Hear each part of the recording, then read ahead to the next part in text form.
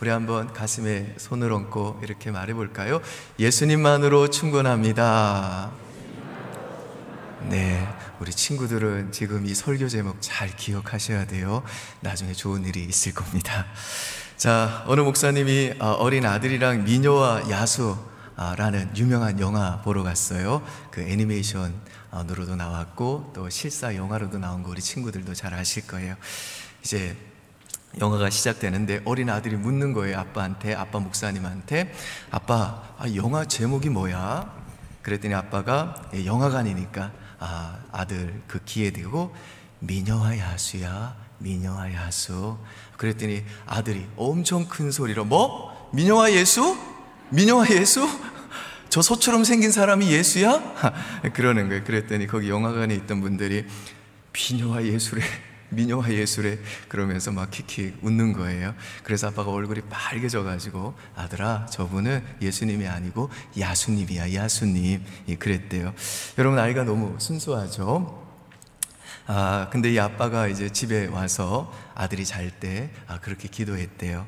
하나님, 물론 이 아이의 순수함을 하나님께서 기뻐하시겠지만 이 아이가 나중에 제 나이가 되었을 때는 저보다 더 예수님을 더 많이 알고 더 사랑하는 남자로 자랄 수 있게 해주십시오. 여러분, 이 어린아이가 미녀와 예수하니까 귀여운데요, 만약에 30살 넘은 청년이 그 미녀와 예수 이러면 그때부터는 사람들이 저 사람 참 몰지각하다, 저 사람 너무 아는 게 없다 뭐라고 생각하지 않겠습니까?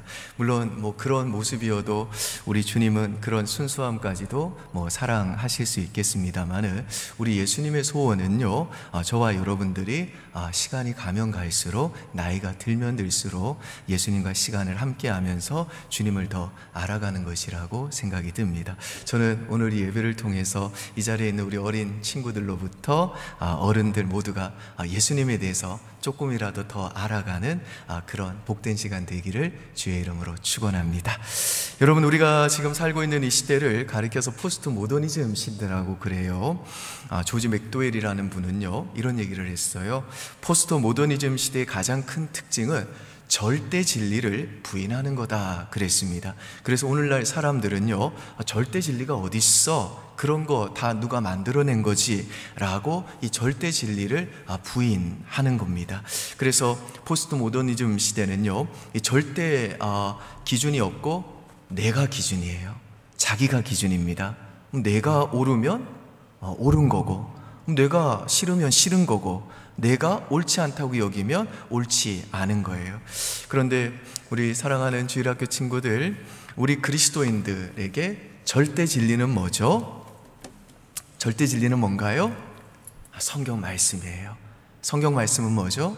하나님 말씀이에요. 이 하나님의 말씀이 절대 진리입니다. 그래서 이 포스트 모더니즘 시대에 우리 부모님들이 가정에서, 그리고 또 우리 주일학교에서 우리 선생님들이 친구들에게 가르쳐야 될 가장 중요한 진리가 있다면 성경은 하나님의 말씀이고 이 말씀이 바로 절대 진리다 라고 하는 걸 가르쳐야 되는 겁니다. 여러분 잘 알다시피 예레미야는요, 정말로 눈물을 흘리면서 하나님의 말씀을 선포했어요.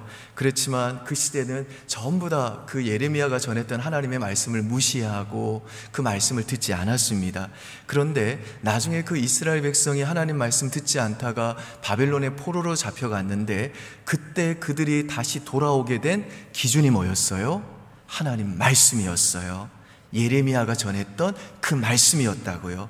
그러니까 예레미야가 전했던 그 시대에는 그 이스라엘 백성이 하나님의 말씀을 불순종하고 안 들었지만 참 묘해요. 여러분이 하나님 말씀이라는 게 참 묘해요. 막 안 듣는 것 같지만요, 이게 일단은 귀에 들려오면요, 우리 뇌의 어딘가에 이 말씀이 박혀 있는 거예요. 그래서 이스라엘 백성이 바벨론에 끌려가서 죽을 고생하니까 뭐가 기억나요? 예레미야가 전했던 그 말씀이 기억이 나더라는 겁니다. 그리고 그 말씀이 기준이 되어서 그들은 다시 회개하고 다시 고국으로 돌아올 힘을 얻었다는 거예요.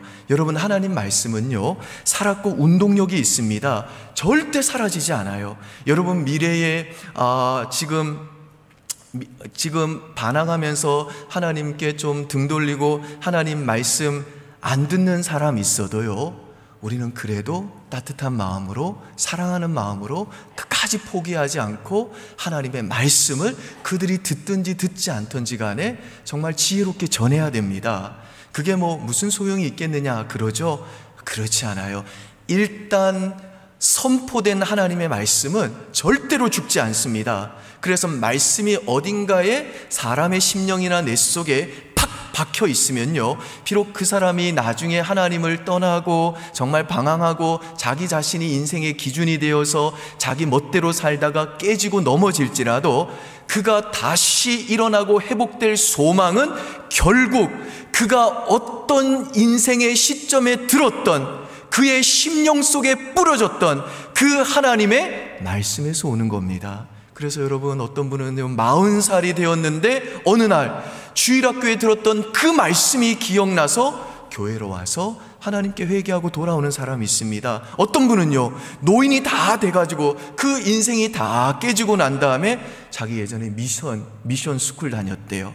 그때 그 미션 스쿨 다니면서 채플 시간에 들었던 그 말씀, 또 그때 불렀던 그 찬송 기억하면서 돌아오는 사람도 있다라는 것입니다. 그래서 여러분, 우리가 이 포스트 모더니즘 시대 때 가장 부모님으로서, 그리고 또 교회의 교사로서 가장 우리 친구들에게 강조해야 될 것은 뭐냐? 성경은 하나님의 말씀이고, 이 하나님의 말씀이 바로 절대 기준이다. 내가 기준이 아니다. 하나님의 말씀이 내 인생의 가장 중요한 기준이고, 내가 이 세상의 중심이 아니라 온 세상을 지으시고 나를 창조하신 하나님이 이 세상과 온 우주와 내 인생의 주인이다. 이거 가르쳐야 되는 겁니다.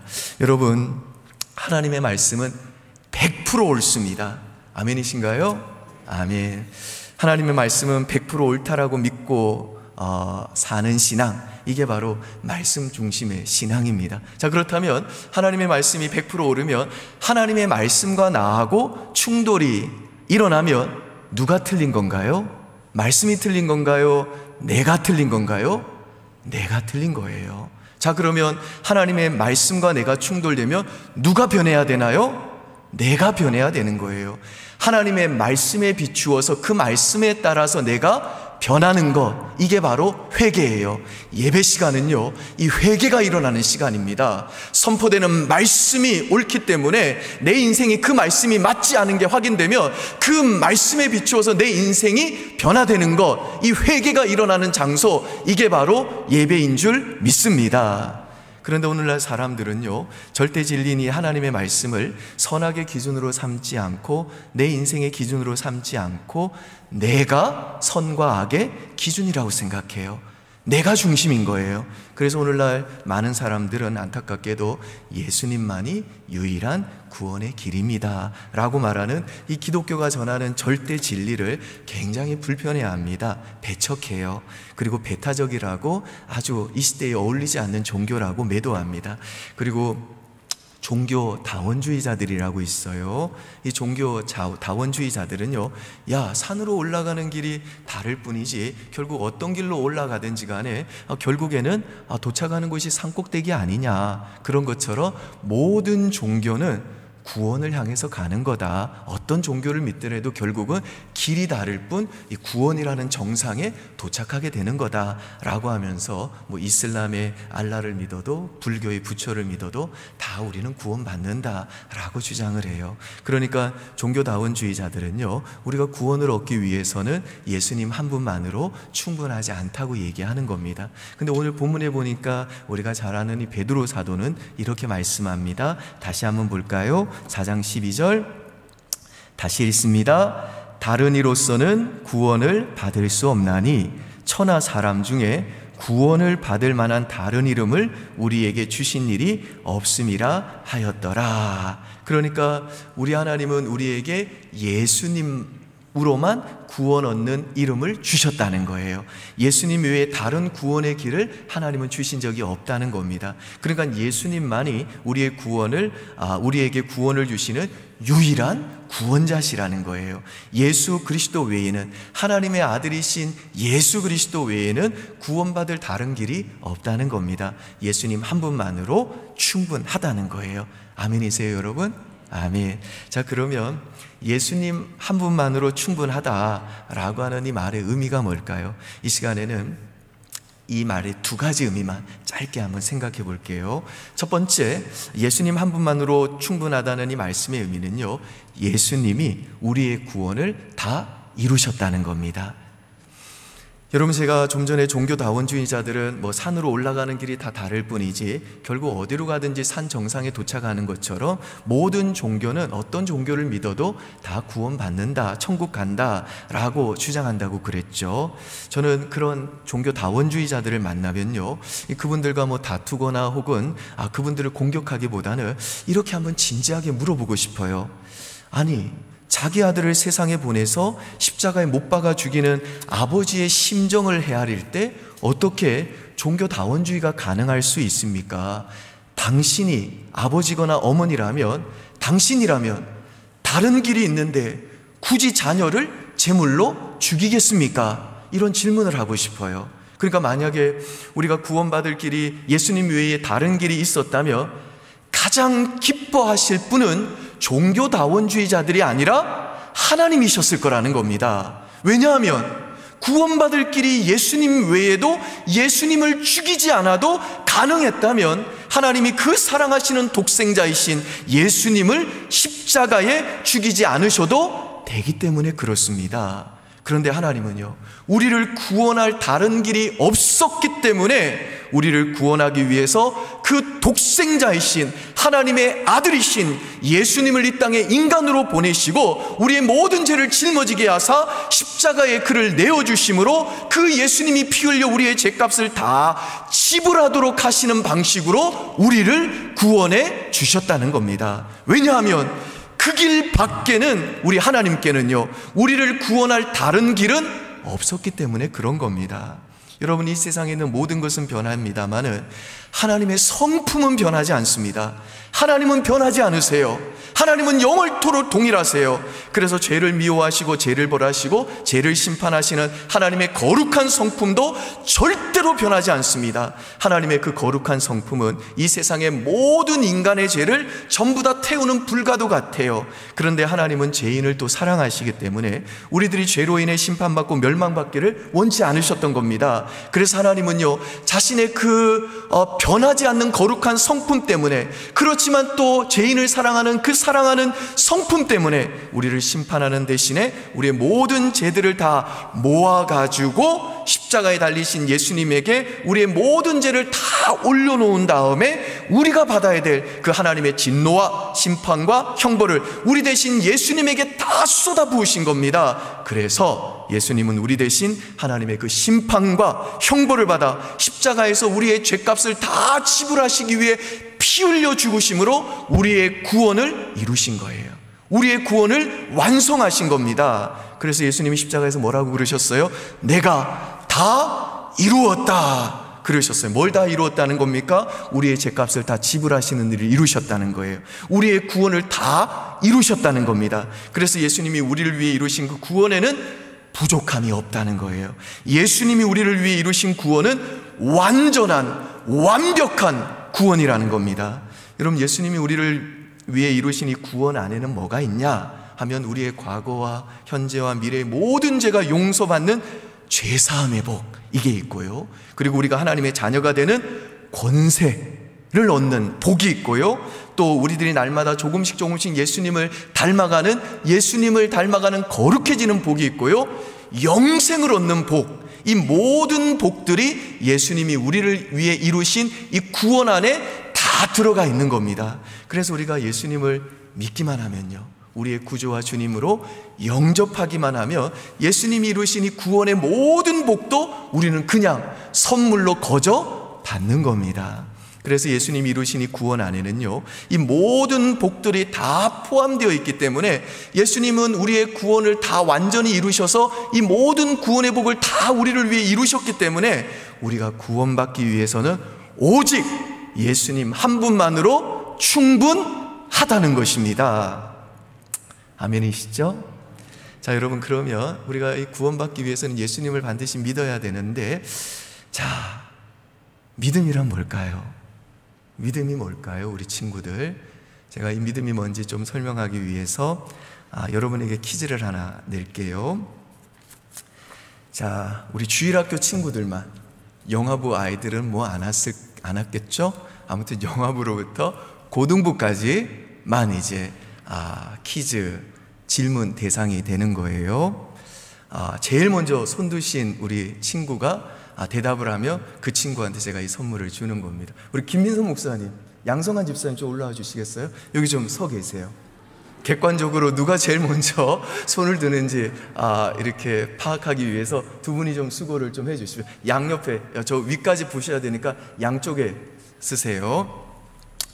자, 여러분, 이 안에는 뭐가 있냐면요, 현금으로 10만 원이 있어요. 10만 원이 있어서 제가 이제 퀴즈를 내면 우리 친구들이 제일 먼저 손들어서 맞추면요, 제가 이 10만 원을 이제 엄마 아빠랑 또 동생이랑 형이랑 누나랑 식사하라고 이걸 지금 드릴 거예요.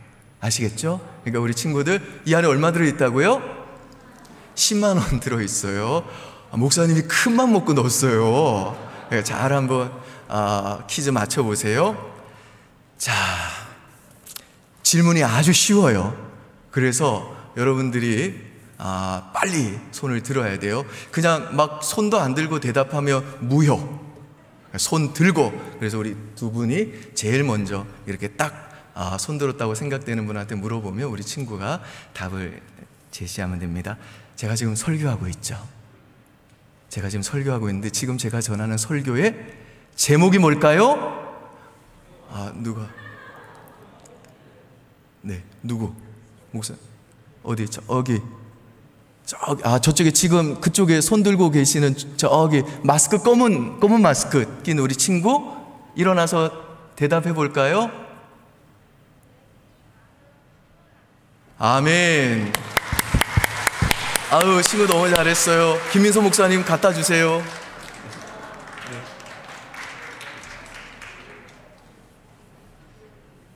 자, 목사님 조금 빨리 좀 갖다 주시겠어요? 자, 우리 친구한테 다시 한번 박수로 축하합니다. 자, 여러분, 제가 좀 전에 이 봉투 안에 10만 원이 있다라고 그랬어요. 그쵸? 자, 그러면 이제 여러분한테 물어볼게요. 제가 아까 중에 이제 여러분한테 분명히 이 안에 10만 원이 있다라고 했을 때 그 말하는 순간, 그리고 제가 여러분 중에 손을 제일 먼저 들어서 제가 말하는 이 질문에 이제 제일 먼저 답을 맞추는 친구에게 이 10만 원을 가족과 함께 식사할 수 있도록 제가 선물로 드립니다 라고 이제 약속하는 순간 여러분에게는 이제 믿음이 요구되는 거예요. 여러분 중에는 제 말을 믿지 않는 친구들이 있을 텐데 그 친구들은 아마 의심이 시작이 됐을 거예요. 지금 목사님이 얘기하는 것은 분명 함정이 있을 거다. 저게 10만 원일 리가 없다. 목사님이 지금 그 질문 하나, 퀴즈 하나 맞춘다고 10만 원 줄 리가 없다. 그렇게 의심을 가진 친구들도 있었을 거예요. 근데 우리 친구들 중에는, 야, 우리 목사님은 설교하시면서 거짓말하는 분이 아니시다. 우리 목사님은 참 진실하신 분이셔서 한번 약속하시면 그 약속을 반드시 지키는 분이시다 라고 생각하면서 제가 한 말을 그냥 고지곳대로 받아들여서 저 봉투 안에는 분명히 10만 원이 있을 거다. 그리고 내가 만약에 제일 먼저 손을 들어서 정말 그 목사님이 질문한 내용을 맞추면 목사님이 약속한 대로 저 10만 원을 반드시 나에게 선물로 주실 거다라고 제가 한 말을 진짜로 믿은 친구도 있을 겁니다.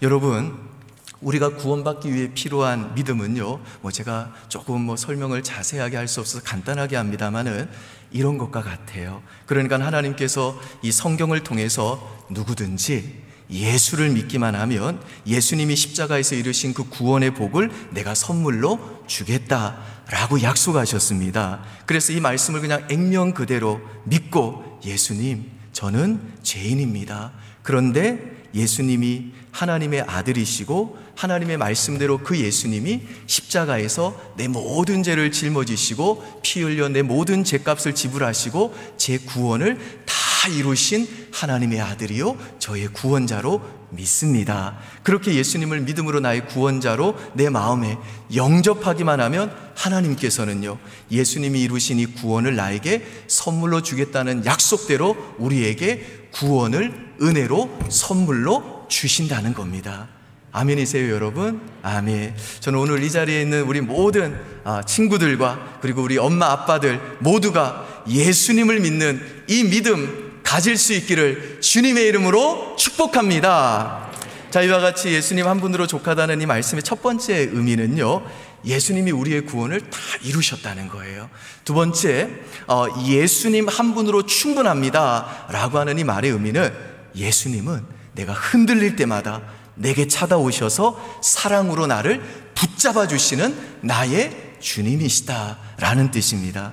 여러분, 예수님을 우리는 구원자라고 믿을 뿐 아니라 예수님을 우리는 주님이라고 믿어요. 주님이라는 말은 주인이라는 뜻이에요. 그러니까 우리는 예수님을 믿는 그 순간에 이제 예수님 거가 되는 겁니다. 예수님이 우리의 주인이 된다는 거예요.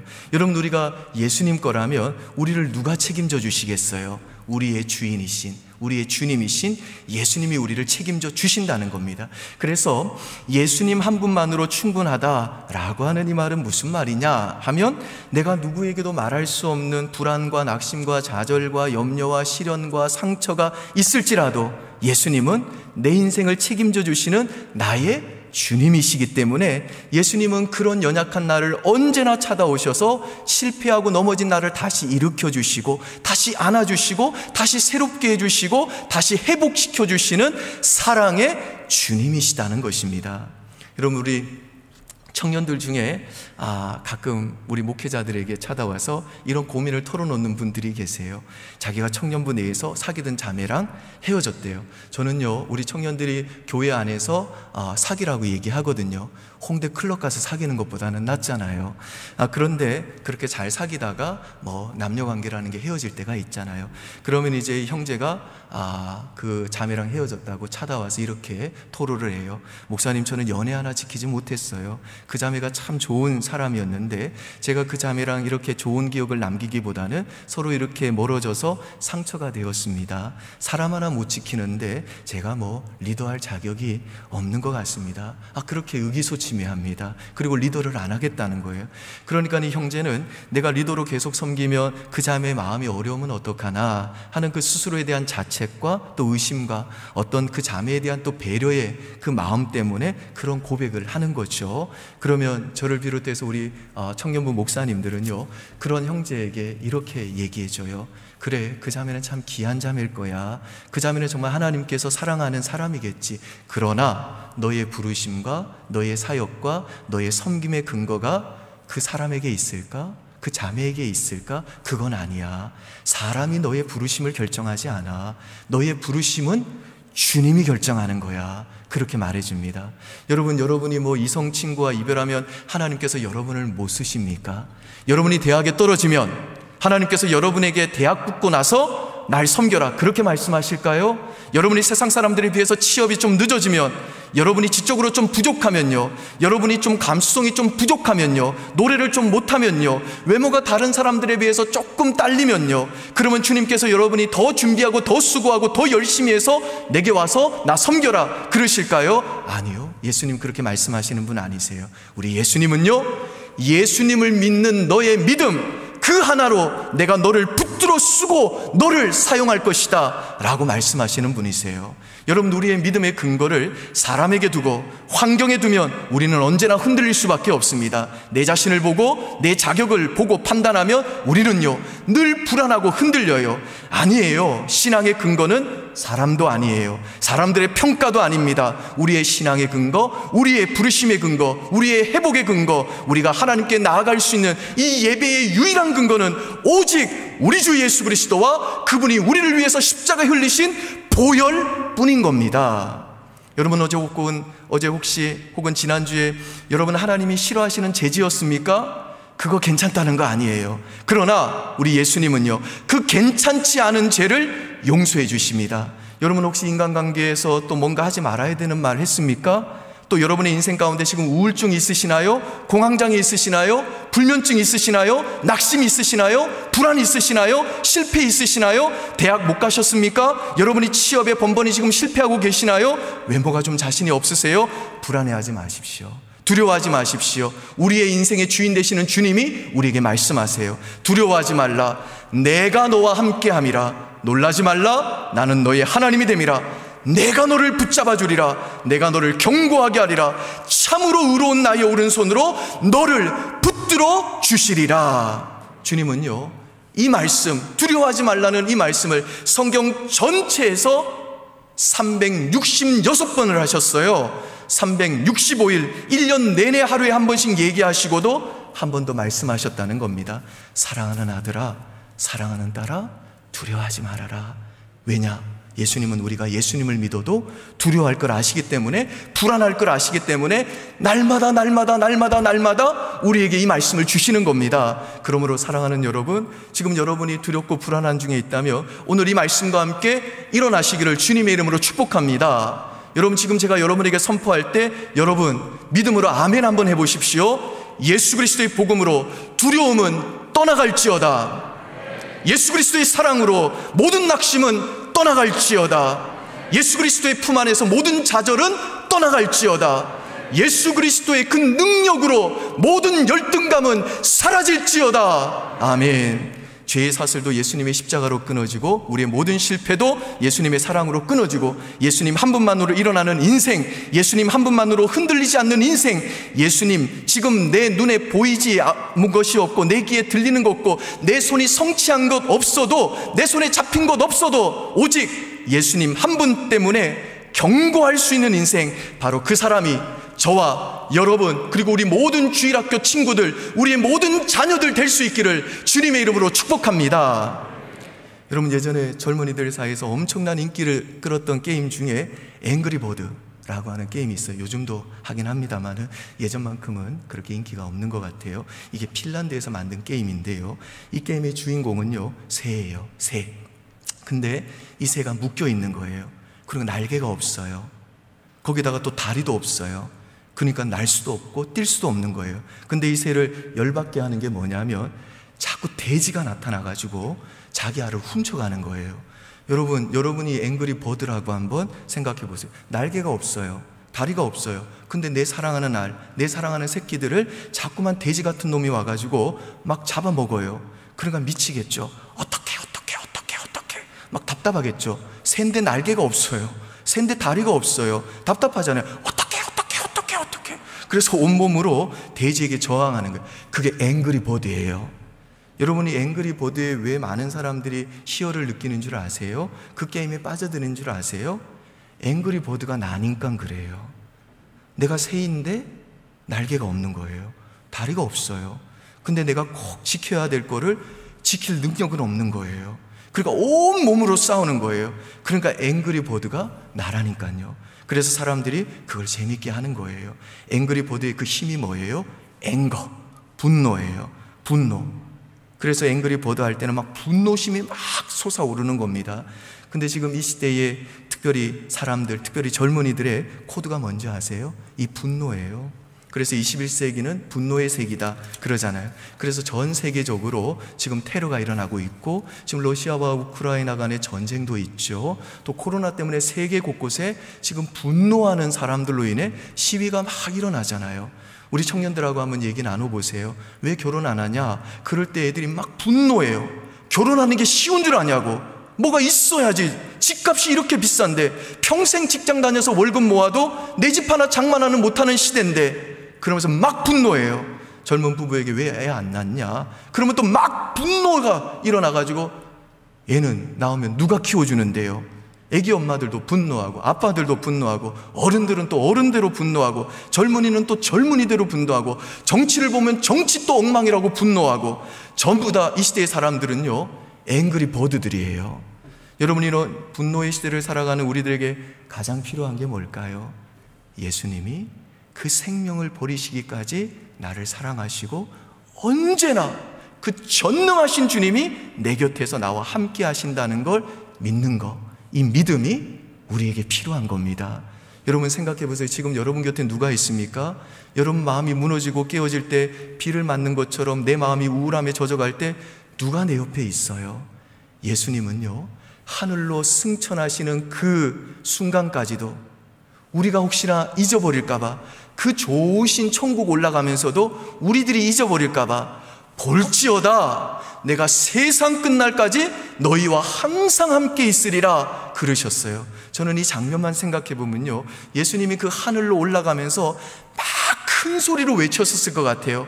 제자들이 못 들을까봐 너희들 잊어버리면 안 돼, 세상 끝날까지, 그리고 항상 내가 너희 곁에 있을 거야, 너희들 이거 잊어버리면 안 돼, 그렇게 큰 소리로 외쳤을 것 같아요.